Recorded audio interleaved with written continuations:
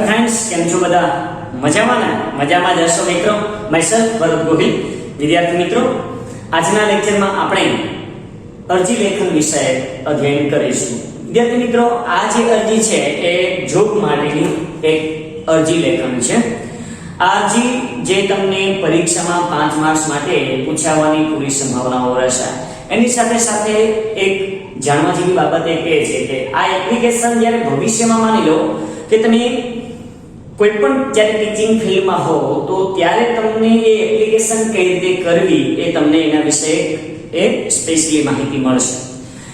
વિદ્યાર્થી મિત્રો, એની સાથે સાથે કેટલાક એવા જે ફિલ્ડ છે કે ત્યાં આપણે જોબ માટે જ્યારે એપ્લાય કરીએ છીએ તો એ સમયમાં તમને આ અરજી એ ખૂબ જ મદદરૂપ થશે। વિદ્યાર્થી મિત્રો, આ અત્યારે જે આપણે એપ્લિકેશન જે અરજી લેખન જે અરજી ભણી રહ્યા છીએ એ માત્ર ને માત્ર ટીચિંગ ને લગતી છે, રાઈટ। તો જે પણ વિદ્યાર્થીઓ શિક્ષક બનવા જઈ રહ્યા છે તો એને ખૂબ જ ઉપયોગી નીવડશે અને ભવિષ્યમાં જે શિક્ષક બનવાના છે એના માટે એ ખૂબ જ ઉપયોગી નીવડશે।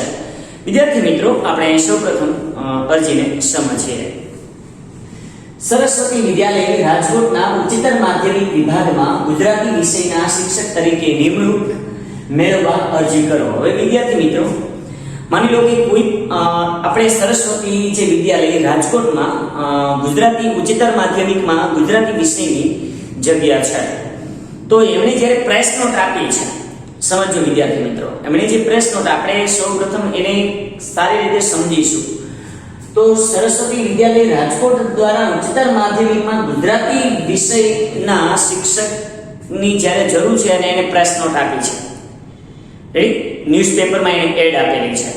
હવે એક અરજદારે જ્યારે અરજી કરી રહ્યા છે ત્યારે એને કઈ બાબત જે ધ્યાનમાં રાખવાની છે એને ખાસ તમે ધ્યાનમાં લેશો। વિદ્યાર્થી મિત્રો, એમાં માની લો કે કોઈ અરજદાર છે, દાખલા તરીકે અહીંયા પૂજા રમેશભાઈ ટાંક એ અરજદાર છે તો સૌપ્રથમ જ્યારે અરજી કરી રહ્યા છે સરસ્વતી વિદ્યાલયમાં ઉચ્ચતર માધ્યમિકમાં ગુજરાતી વિષય અંતર્ગત તો સૌપ્રથમ એમનું નામ આવશે। હવે આપણે પહેલા જ લેક્ચરમાં જ્યારે આપણે ભણી ગયા છીએ અરજી લેખનના નિયમો, અરજી કેવી રીતે કરશો આના વિશે આપણે સમજી ગયા છીએ। તો સૌપ્રથમ એમનું નામ આવશે પૂજા રમેશભાઈ ટાંક। તો પૂજાબેન છે એ ગુજરાતી વિષયમાં જ્યારે અરજી કરી રહ્યા છે। હવે એનું ત્યારબાદ સરનામું આવશે તો 80 શાંતિવન 2 મવડી રાજકોટ દ્વારા એનું સરનામું છે અને ત્યારબાદ તારીખ, આ તારીખના રોજ 5/9/2020 ના રોજ એ અરજી કરી રહ્યા છે। તો અરજદાર જ્યારે સૌપ્રથમ વિદ્યાર્થી મિત્રો ખાસ યાદ રાખવાનું છે કે અરજદાર જ્યારે મીન્સ જોબ માટે જે એપ્લાય કરી રહ્યું છે એમાં સૌપ્રથમ એનું નામ આવશે, ત્યાર પછી એનું સરનામું આવશે અને ત્યાર પછી તારીખ આવશે। ત્યારબાદ આટલું જ્યારે લખાઈ જાય ત્યારબાદ વિદ્યાર્થી મિત્રો એને જ્યારે અરજી કોને કરી રહ્યા છે, કારણ કે હંમેશા યાદ રાખવું એક શિક્ષક તરીકે જ્યારે તમે અરજી કરી રહ્યા છો, અહીંયા પૂજાબેન જ્યારે અરજી કરી રહ્યા છે તો પ્રતિ આચાર્ય શ્રીને સંબોધીને જ હંમેશા અરજી કરવાની હોય છે। તો એમણે પ્રતિ આચાર્ય શ્રી સરસ્વતી વિદ્યાલય રાજકોટ એ આચાર્યને ઉદ્દેશીને એને ધ્યાનમાં રાખીને એમણે અરજી કરેલી છે।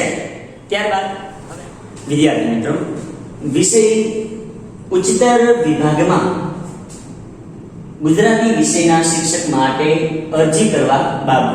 હવે વિદ્યાર્થી મિત્રો, આપણે નિયમોમાં જોયું હતું કે ગુજરાતી વિષયમાં કે વોટેવર એની સબ્જેક્ટ, હા, ઉચ્ચતર માધ્યમિકમાં જ્યારે તમે અરજી કરી લો અંગ્રેજીમાં જ ઓનલી એપ્લિકેશન કરવાની હોય છે, પણ વિષય જે ઉચ્ચતર વિભાગમાં એ ગુજરાતી વિષયના શિક્ષક માટે અરજી કરવા બાબત તો તમને ખબર છે આપણે નિયમમાં જ્યારે ભણ્યા હતા કે વિષયનું જ્યારે લેખન કરવામાં આવે તો એ 1 યા 2 વાક્યમાં જ એ લખવાનું હોય છે।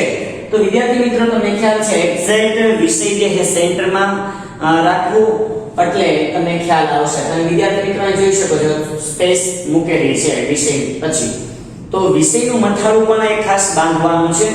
વિષયનું મથાળું બંધાઈ ગયા બાદ આપણે એ જે સબ્જેક્ટ માટે જ્યારે અરજી કરતા હોય તો એ વિષયનો ઉલ્લેખ કરવો. ઉચ્ચતર વિભાગમાં ગુજરાતી વિષયના શિક્ષક માટે અરજી કરવા બાબત.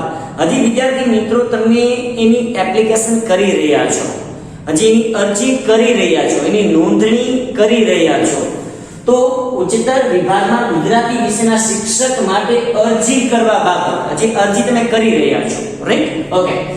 હવે તમને એ ખ્યાલ હોવો જોઈએ વિદ્યાર્થી મિત્રો, તમને ખ્યાલ છે કે ભાઈ તમને ત્યાં જગ્યા આવેલી છે, તમને ખ્યાલ ક્યાંથી આવ્યો? તો એ માટે વિદ્યાર્થી મિત્રો તમને સૌપ્રથમ કહી દઉં કે એને સંદર્ભ તરીકે એનો ઉલ્લેખ છે કે તમને એ સૂચન ક્યાંથી મળ્યું છે, તમને એ જાહેર ખબર કયા પેપરમાંથી મળે છે, તો તમને સંદર્ભ ક્યાંથી મળ્યો છે કે દિવ્ય ભાસ્કર વર્તમાન પત્રમાંની જાહેર ખબર તારીખ 3/9/2020.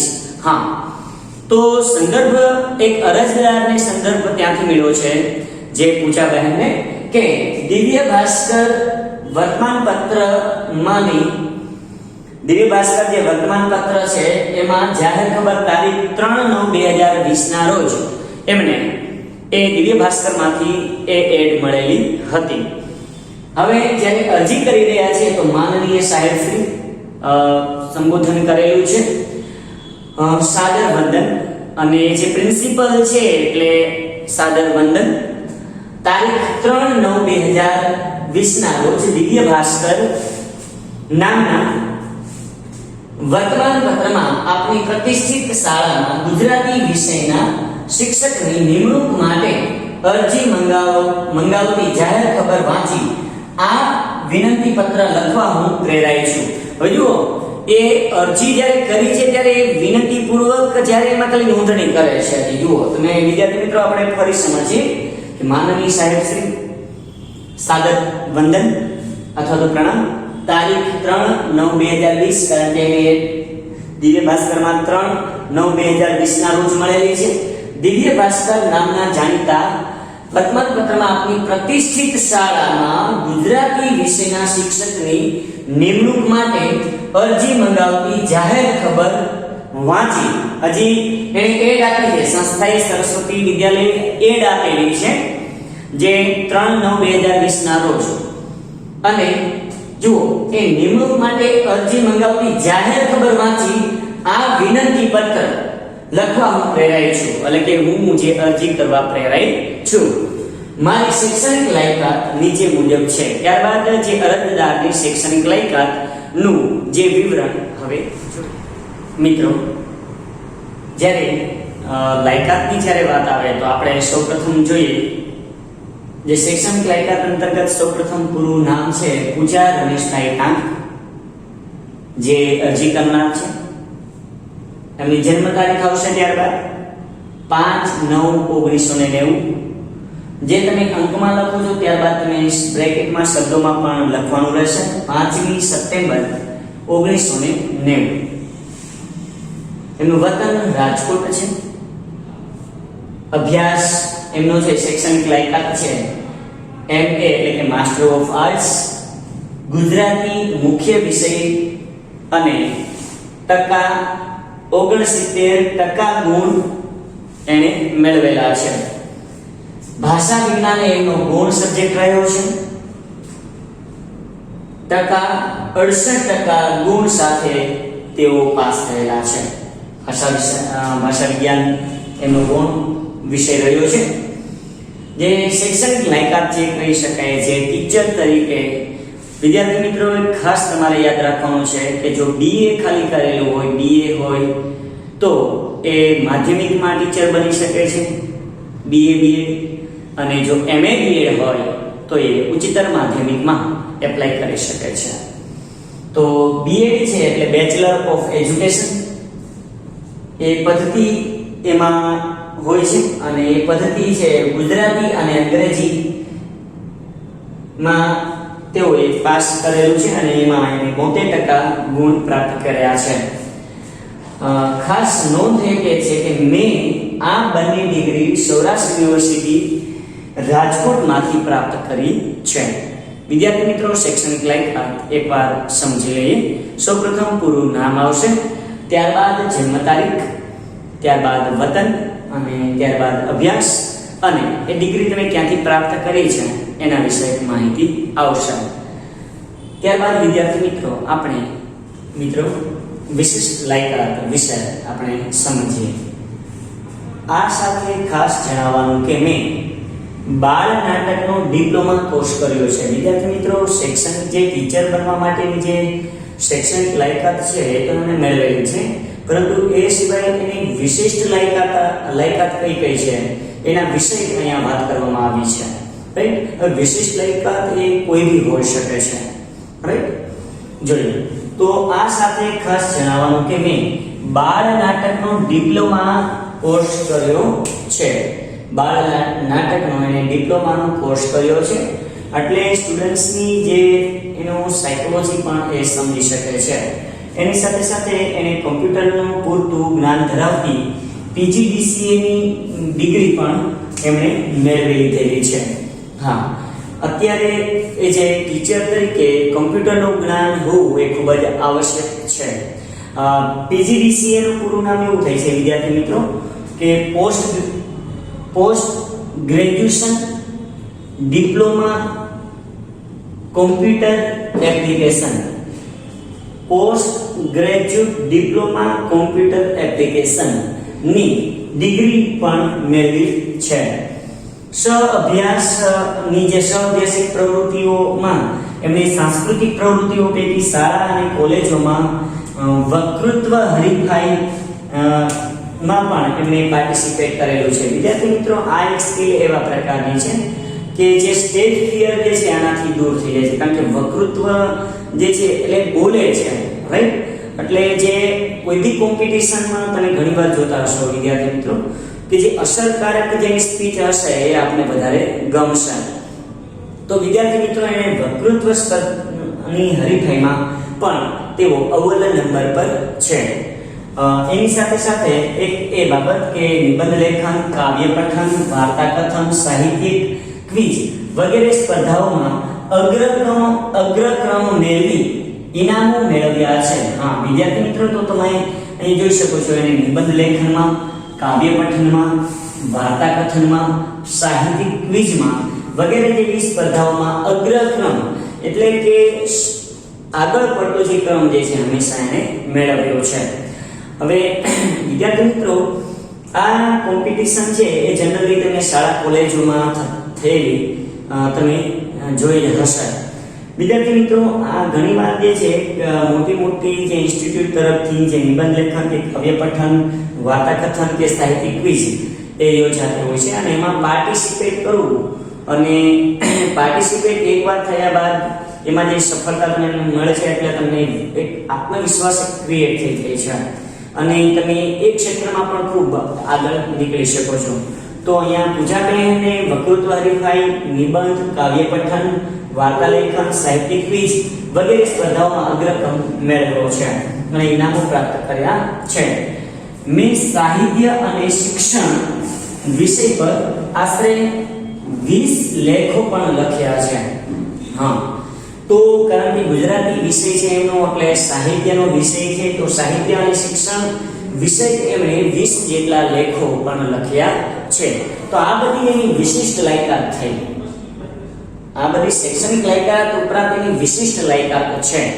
તો એક પોઝિટિવ પાસું છે વિદ્યાર્થી મિત્રો. ત્યારબાદ હાલમાં તેઓ પ્રૂફ રીડિંગ અને ભાષા સુધીનું કામ પણ હાલ કરી રહ્યા છે. હા, તો જે કોઈ પણ જે આપણે પાઠ્ય પુસ્તક આધારિત અથવા તો કોઈ પણ જે પુસ્તકમાં જે પ્રૂફ રીડિંગ અને ભાષા સુધીનું જે કામ એ કરે છે, એટલે કે ભાષાકીય જે કોઈ ભૂલ હોય તો એ દૂર કરી શકે છે. તો ગુજરાતી વિષયના જે નિષ્ણાંત છે માટે એમને આ જ્ઞાન હોવું એ ખૂબ સારી વાત છે. મિત્રો, ઉપરની તમામ પરીક્ષાઓ અને પ્રવૃત્તિઓના ઉજ્જવળ પરિણામો તેમજ પ્રમાણપત્રો, ગુણપત્રકો, પ્રમાણપત્રો મારા આચાર્યશ્રીના તથા અધ્યાપકોના અભિપ્રાય એટલે મત, અભિપ્રાય પત્રો આ સાથે ફાઇલમાં તેની ઝેરોક્ષ નકલ આપના અભ્યાસ માટે જોડી છે. વિદ્યાર્થી મિત્રો, જ્યારે કોઈ અરજી જ્યારે કરી રહ્યા છે તો એની સાથે ઝેરોક્ષ નકલ એ જોડવી ખૂબ જરૂરી છે. કારણ કે સામે જ્યારે તમે એપ્લિકેશન જ્યારે માત્ર કરી રહ્યા છો તો એની સાથે પ્રમાણપત્રો હોવા એ ખૂબ જ જરૂરી છે. એ સિવાય તમારી જે વિશિષ્ટ લાયકાતના પ્રમાણપત્રો, તમે એક્સ્ટ્રા કોઈ સારું વર્ક કરેલું હોય તો એની ઝેરોક્ષ પણ જોડવી એ ખૂબ જ હિતાવહ છે. તો વિદ્યાર્થી મિત્રો, અહીંયા પૂજા ટાંકે એ ઉપરની તમામ પરીક્ષાઓ અને પ્રવૃત્તિઓના ઉજ્જવળ પરિણામો તેમજ પ્રમાણપત્રો, ગુણપત્રકો, પ્રમાણપત્રો, મારા આચાર્યશ્રી તથા અધ્યાપકોના અભિપ્રાય પત્રો આ સાથે ફાઇલમાં તેની ઝેરોક્ષ નકલ આપના અભ્યાસ માટે જોડી છે કે જેના થકી તમે સારી રીતે અભ્યાસ કરી શકો. અને મારા લેખોની ઝેરોક્ષ કોપી પણ મેં લીધી છે. તો તમે જોઈ શકો છો વિદ્યાર્થી મિત્રો કે અહીંયા પૂજા ટાંકે એની ઝેરોક્ષ જે એને લેખન કાર્ય કરેલું છે, જેને લેખ લખેલા છે તેની ઝેરોક્ષ પણ એને જોડી છે. એ સાથે છેલ્લે જ્યારે તમે વિદ્યાર્થી મિત્રો આભાર દર્શનમાં ખાસ એક ધ્યાન લેશો કે શિક્ષણને હું મારી પવિત્ર ફરજ સમજું છું. કારણ કે શિક્ષણના ફિલ્ડ સાથે જ્યારે જોડાય છે તો શિક્ષણ જગતમાં જ્યારે જોડાતા હોય તો સહજ છે કે એના ઊંડા વિચાર હોય. તો શિક્ષણને હું મારી પવિત્ર ફરજ સમજું છું. ભારતના ભાવિ ઘડવૈયાઓના ભણતર અને જીવન ઘડતરની જવાબદારીની ગંભીરતા હું સમજું છું. આપની લોકપ્રિય અને અગ્રગણ્ય જે શાળાના ઉચ્ચતર માધ્યમિક વિભાગમાં શિક્ષક તરીકેના મારા આદર્શને અમલમાં મૂકવાની અને વિકસાવવાની ઉજ્જવળ તક મળશે તો હું આપની ઋણીને આભારી થઈશ. પુનઃ આભાર સર. વિદ્યાર્થી મિત્રો, જે શિક્ષણના ક્ષેત્રમાં જ્યારે જોડાવા ઈચ્છે છે તો આ પવિત્ર વ્યવસાયમાં શિક્ષણને હું મારી પવિત્ર ફરજ જે સમજે છે. ભારતના ભાવિ ઘડવૈયાઓના એટલે કે વિદ્યાર્થીઓના ભણતર અને જીવન ઘડતરની જવાબદારીઓની ગંભીરતાથી હું સમજું છું. આપની લોકપ્રિય અને અગ્રગણ્ય શાળાના જે શાળા સરસ્વતી વિદ્યાલય રાજકોટ તો ના ઉચ્ચતર માધ્યમિક વિભાગમાં શિક્ષક તરીકેના મારા આદર્શને અમલમાં મૂકવાની અને વિકસાવવાની ઉજ્જવળ તક મળશે તો હું આપની ઋણીને આભારી થઈશ. પુનઃ આભાર સર. લિખિતન આપની વિશ્વાસુ પૂજા ટાંકણા. જય હિન્દ. વિદ્યાર્થી મિત્રો, અહીંયા તમે હસ્તાક્ષર ત્યારબાદ એનું પૂરું નામ એ લખવાનું રહેશે. વિદ્યાર્થી મિત્રો, વિષય અંતર્ગત જે ઉચ્ચતર માધ્યમિક શિક્ષક એ ખાસ સમજવું. ત્યારબાદ હવે એના બિડાણ વિષય આપણે જોઈએ. મિત્રો, જ્યારે આપણે અરજી પૂરી થતી હોય ત્યારબાદ હવે બિડાણ એ ખૂબ જ મહત્વનો ભાગ ભજવે છે. આપણી વિશ્વાસુ પૂજાન ટાંક, ત્યારબાદ અંતિમ છેલ્લે એ કોર્નર પર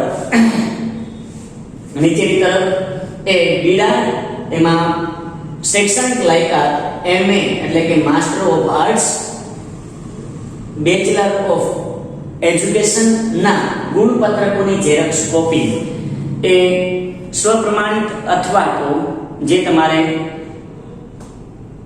કોઈ ગેઝેટ ઓફિસરની તમારે એ કોપી કરાવવાની રહે છે, જે ટ્રુ કોપી કરાવવાની હોય છે. ત્યારબાદ બીજું જોઈએ કે શાળા છોડ્યાનું પ્રમાણપત્ર. આ જન્મ તારીખના પુરાવા માટે એ ખૂબ જ જરૂરી છે, જેને આપણે લિવિંગ સર્ટિફિકેટ કહીએ છીએ. ત્યારબાદ ત્રીજું વિશિષ્ટ લાયકાતના તમામ પ્રમાણપત્રો. વિશિષ્ટ લાયકાત જે આપણે જોઈ હતી કે એપ્લિકેશનમાં જેની જે વિશિષ્ટ લાયકાતો હોય તો એ લાયકાતના પ્રમાણપત્રો જોડવાથી એ વધુ અસરકારક એ અરજી રહે છે. વિદ્યાર્થી મિત્રો, એની સાથે સાથે એક એ બાબત કહેવાની કે આ અરજી જ્યારે આપણે કરીએ છીએ, હવે આ તો ગુજરાતી વિષયની અરજી આપણે સમજ્યા. એ રીતે જ્યારે કોઈ જોબ માટેની એપ્લિકેશન હોય તો જે આપણે જે અરજી જે રીતે સમજ્યા છે એની ધ્યાનમાં રાખીને આપણે અરજી કરવાની હોય છે. જે જેવી પોસ્ટ એ માટે એવી એપ્લિકેશન કરવાની હોય છે. એની સાથે સાથે કોઈ જ્યારે ફર્સ્ટ વિડીયોમાં આપણે જ્યારે જોયું હતું કે ત્યારે કોઈ એક સોસાયટીની સમસ્યા હતી, કોઈ વ્યક્તિગત સમસ્યા હતી, તો એની ધ્યાનમાં રાખીને આપણે અધિકારીને એક અલગ જ પ્રકારની અરજી કરતા હતા અને કરીએ છીએ. તમે સ્ક્રીન પર જે ફોટો જોઈ રહ્યા છો, તમારે એ અરજી એકવાર લેખન કાર્ય કરવાની રહેશે. ધન્યવાદ. Thank you.